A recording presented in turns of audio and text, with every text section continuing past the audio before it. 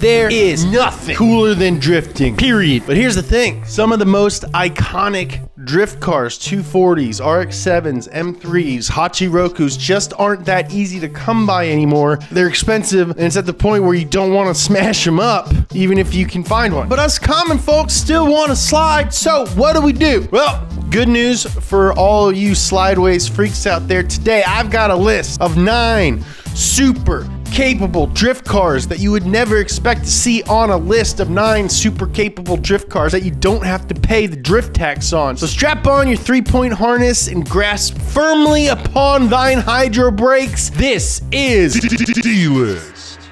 Ford MN12. It's no secret that the 4th gen or SN95 Mustang is pretty good at sliding around. My good friend Christopher Fixtopher built one called the Driftstang. That's his real name. I know his real name and I've seen his face. But there's a problem.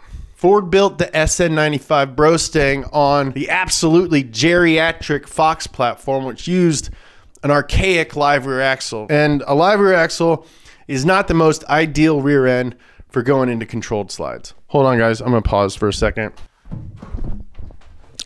I wanted to do a bit where my hat matched the microphone, but it just got too hot in here. Anyway, a live rear axle is not the most ideal rear end for going into controlled slides. If only Ford had designed a similar platform during that time period with independent rear suspension, a front-mounted V8, and a crisp manual gearbox. Except they did, and it's called the MN12. This chassis was used on the Thunderbird and the Cougar between 1988 and 1997, which also happens to be the exact amount of time that the Belgian avant-garde jazz band X-Legged Sally was active. Coincidence? Think again. I'm not even a real person. And just like the Mustang, you could get the T-Bird or the Coug with a 289 or 302 V8. There was even a supercharged V6 Thunderbird called the Super Coupe, which I talk about quite a bit in an episode of my other show, Up to Speed. I'll put the link in the description below. I shoot a lot of content every week. They won't let me stop. And just like Nolan, each of these cars came equipped with a strong, independent rear end. And it really wouldn't be too hard to turn one of these boys into a slippery slide master. Weld the diff, drop it a couple inches with the same engine as a Stang. There's plenty of aftermarket support. Just think about how cool you would be rolling up to your local drift meet in one of these bad boys. And with all that cushiony interior, you'd easily be the comfiest drifter on the track. Max even found a couple videos of people drifting these things. And I'm not gonna lie, guys, they look sick as heck. BMW E39. The very next boy on this list hails from a little town called Dingolfing in the beautiful free state of Bavaria, also home to one of my favorite creams of all time. I'm talking about the BMW E39, otherwise known as the 5 Series from the late 90s and early 2000s. In my opinion, this is one of the last true BMWs of the modern era. It was engineered to stimulate the pleasures of driving a refined motor vehicle. There's no fake engine noises pumped into the speakers. The styling is subtle, understated, dare I say, timeless. It also happens to slide real good around them corners. I'm honestly pretty shocked that the E39 isn't a more common drift car. You could get it with the super reliable M54 straight 6 or even absolutely nasty M62 V8. The M62 sounds so good that Max took his engine cover off so that he could hear it better. That's called Vanos, baby. Bunch of them came with manual transmissions, which is super cool for a big luxury boat like that. It doesn't happen a lot. And most importantly, these things are cheap. Max owns 2 of them, and I'm pretty sure Max only makes what, like $500,000-$600,000 per video. The only thing you need to do to one of these boys is weld the diff, since they didn't ever come with an LSD from the factory, but it doesn't take much effort to get them sideways. They basically have a 50-50 weight distribution, and the long wheelbase makes it perfect for those comfy, controlled slides that we all lust after. But if long executive sedans aren't really your thing, the next vehicle on this list is essentially the exact opposite. Chevy S10. Gather round, my truck brethren, for Chevrolet's legendary compact pickup truck also happens to be a killer drifty boy, and I'm not talking about Robert Ramirez. Remember a couple weeks ago when I talked about the Nissan Hardbody being a super good drift truck? Well, the S10 is basically the American equivalent. It's small, it's lightweight, rear-wheel drive, and it puts down some pretty decent power straight up out of the little old box. This truck is petite to say the least, so even with a modest V6, it's definitely enough to give you a good time. And if you happen to want a little bit more power, baby, it's nothing to sweat your pants over. These things have plenty of room for engine swaps. Here's an S10 that I found on eBay Motors with a freaking V8 in it, and this thing doesn't even cost $10,000. Our buddy Tony built a backyard fake LS S10. He parked it in our office for like 6 months. Did it block the walkway to the front door? Debatably. Was it sick? Definitely. Were Jesse and I stoked to drive it to the streamies? Yes. Did it break down? Yes. Were we late? Yes. Are we streaming award winners?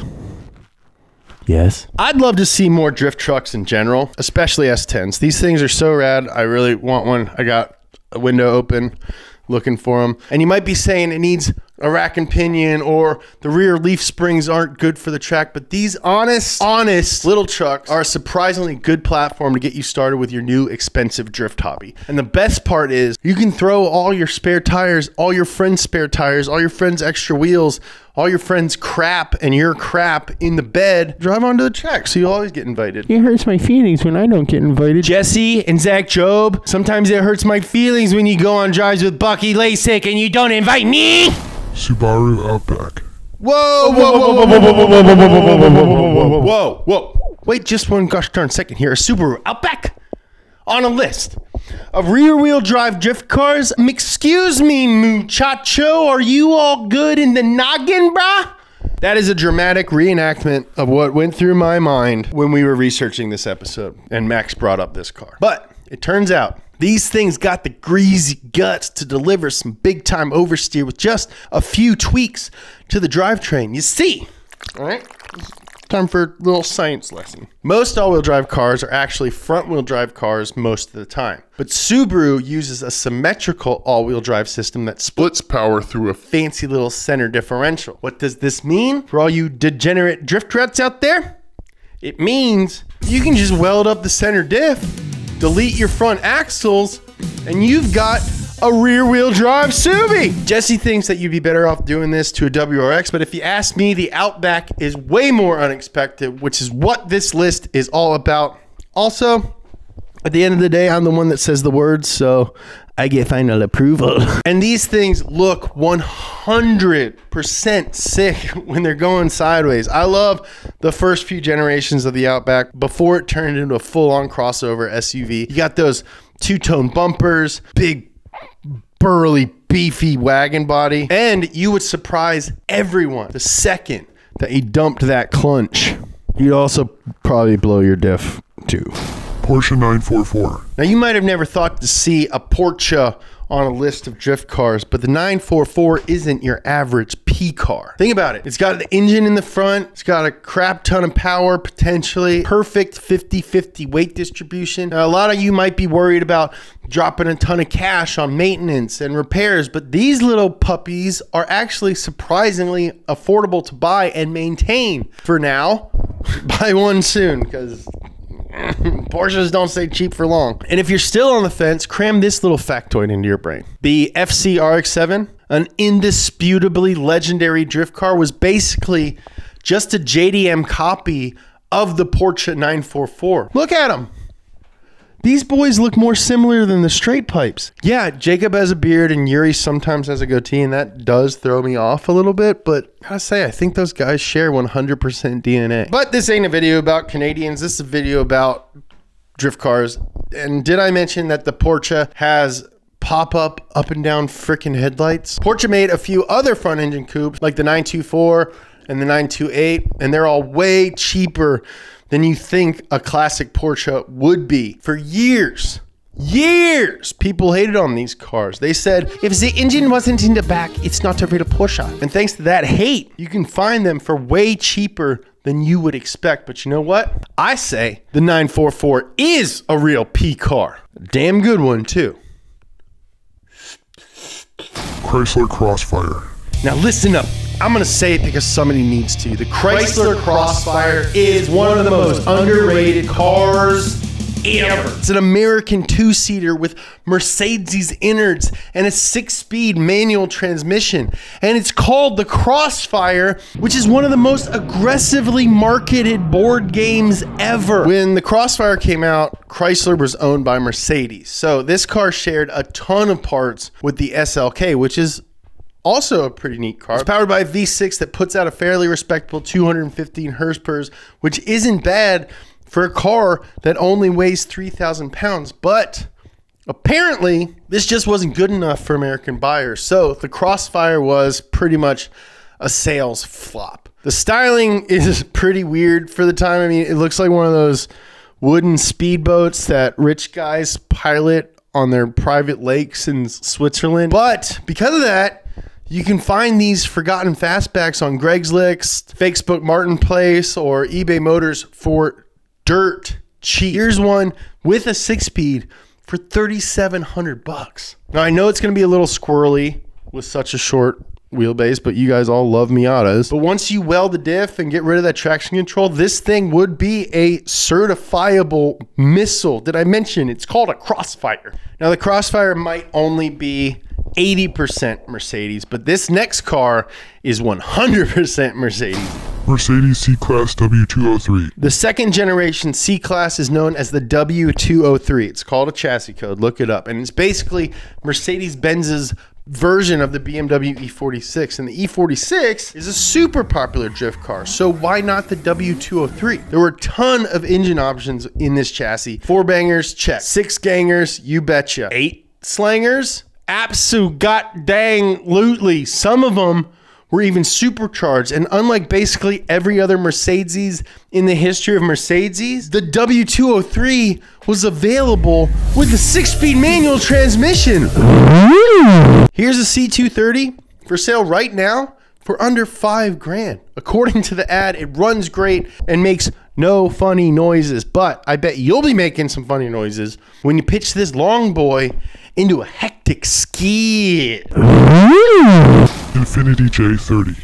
I know there hasn't been a ton of JDM representation on this list. I mean, this is a list of cars you wouldn't expect to be good at drifting, and most JDM cars are definitely expected to be good at drifting. There's tons of videos of basically every single rear-wheel drive Japanese car ever doing really cool screechy stuff, but one Japanese boy you wouldn't expect is this one, the Infiniti J30. Let's be honest, all right? It's kind of a bloated Oldsmobile looking car. So it doesn't carry the same reputation as some of the more chiseled Japanese sports cars, but underneath its blob-like appearance is a 210 horsepower V6, pretty much the same engine from the 300ZX. In other words, you've got the same tuning potential as the Z32. The J30 might not have come with a manual, but you can swap one in pretty easily. Maybe you want to run standalone ECU. Maybe you want to freaking twin turbo swap one. Raise that rev limiter and squeeze a few more horses out of that old VG. Just think about one of these plump,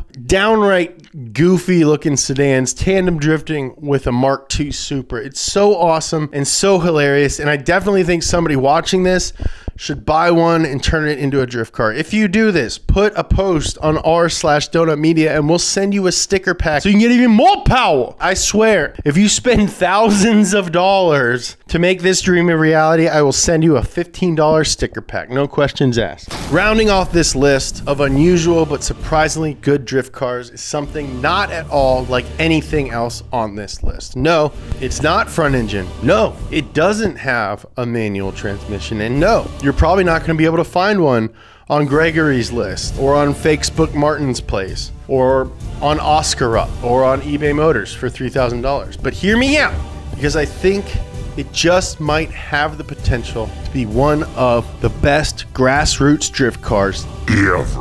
I'm talking about the Tesla Model 3. I bet you're pretty surprised, huh? Well, let's start by looking at the facts, Jack. All right? Is that okay with you, Jack? Can we look at the facts?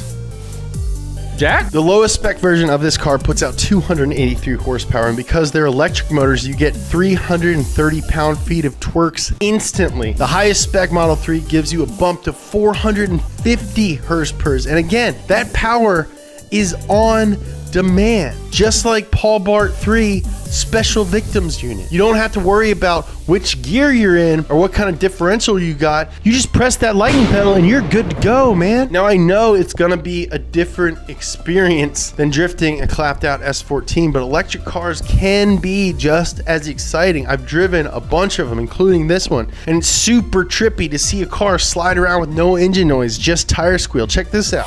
This is Travis Reeder driving his electric FD Camaro. It's fun and trippy, and drifting is about having fun at the end of the day. Now I'm calling it. In a few years, you're gonna see Model 3s get more and more affordable, and one of you greasy knucklers is gonna strip one down, hack out all the electric nannies, the driver's assistant, all that stuff, and absolutely skirt on all these haters. I've been saying this for years at this point, and that's because I predict the future. Time is a concept. It doesn't exist, and neither do I. Thank you guys so much for watching this episode of the D-List. Remember, anything can be a drift car. Sometimes it just takes a little bit of brain juice and a whole lot of knuckle grease. I bought a drifty kind of car that's not on this list. If you want to check it out, check out this episode of Money Pit when Zach Jobe tells me everything on my car that is broken, which is essentially everything. Follow Donut Media across all social media at Donut Media. Hit that subscribe button, hit that like button. It really, honestly helps us out. All right, cool. I love you. It's called Vanos, baby.